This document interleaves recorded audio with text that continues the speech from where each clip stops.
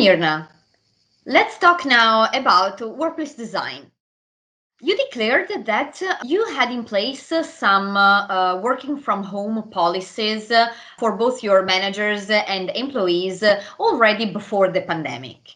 Based on the experience you have just gained during the lockdown, do you think there is still a future for office buildings?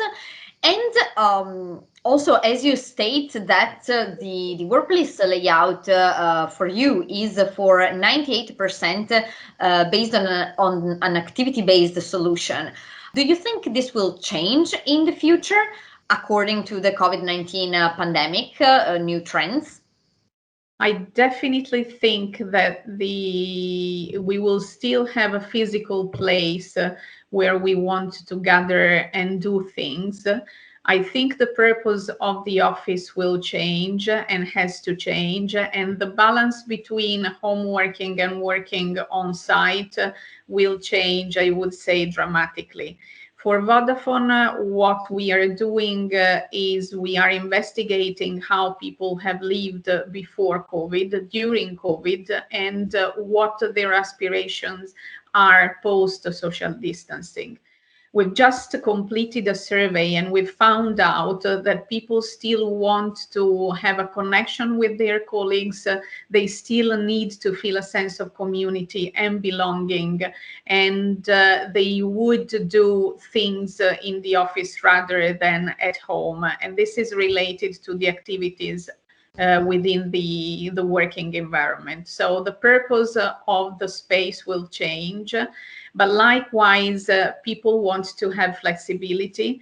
And they stated, most of the people have stated that actually the right balance could be working 60% of the time at home or elsewhere, and 40% of the time in the office, by actually in the office preferring mostly meetings in person, events, gathering with for non exactly planned meetings. So a space where again you can have a community and you can find the spirit and the culture of the company. And that balance, 60 and 40%, or flexibility as well, it is also in the office too. So the physical on-site office, it is also there to cover the needs of those people that can't work from home. So we have always to remember that there is a variety of needs within the employees,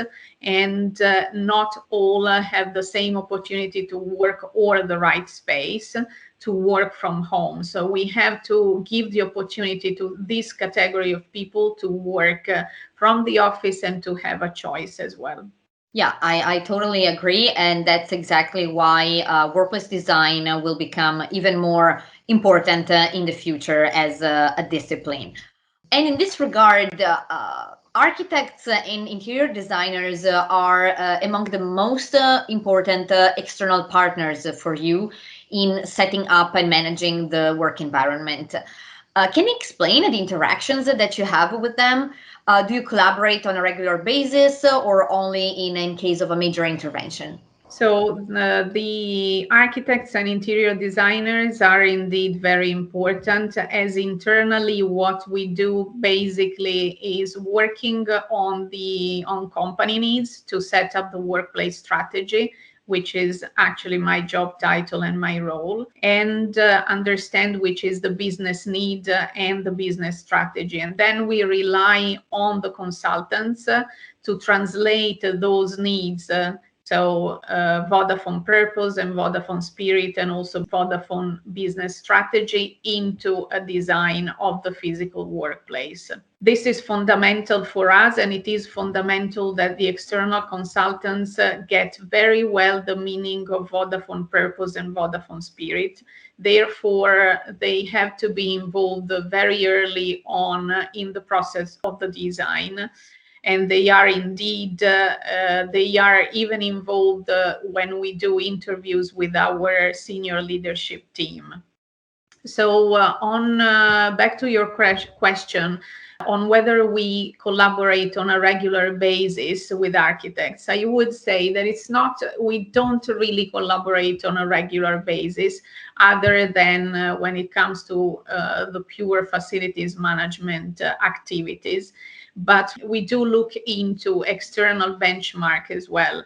So when we start a process of changing the way we work, as we are doing now for given the situation of the pandemic, we do want to have an understanding on where the world is going, and therefore we work with consultants who have the capability to look into external benchmarking and have an experience with other multinational companies. So basically, it's not only the designers that we work with, but also more psychological oriented studies we need to carry out before we start the phase of the design.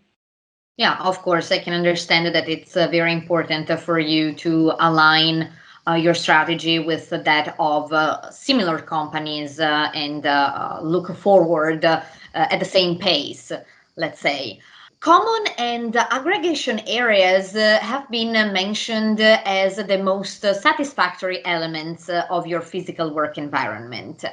And this is also what happens in other companies similarly. On the contrary, meeting rooms seems to be a dissatisfier. Can you comment on this, please?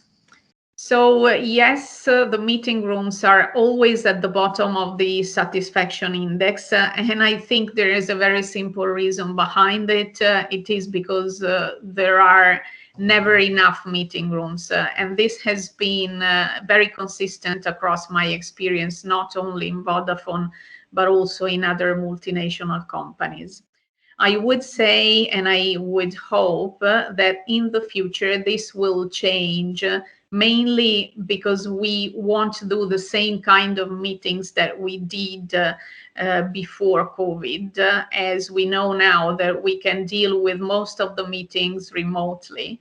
And the purpose of the space will be different. Hence, we won't need as many meeting rooms as we need previously.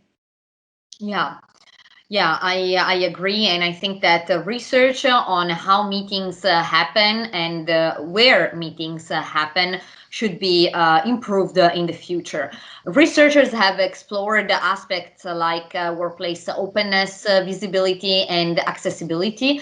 Are these aspects important in defining Vodafone physical work environment? As I think is intuitive, given that common and aggregation areas are the most important satisfiers for you. Which elements do you consider in designing the work environment more in general? As I said, this will change dramatically. So we are looking into defining the new purpose of the physical space. I would say that gatherings and meetings will be fundamental, and I think they will cover more than 40% of our spaces. But still, we will need places where people can concentrate and can isolate. Then accessibility is very important for us. I think I mentioned that we very much focus and take care of diversity, and therefore it's important that the space is accessible to anybody, and moreover that people feel welcome. Everybody has to feel welcome in our working environment, no matter who they are, no matter which is their gender, no matter which their less ability is. And therefore, definitely the workspace has to be designed focusing on these aspects as well. Great. So individual characteristics and diversity will be a driver for future workplace design.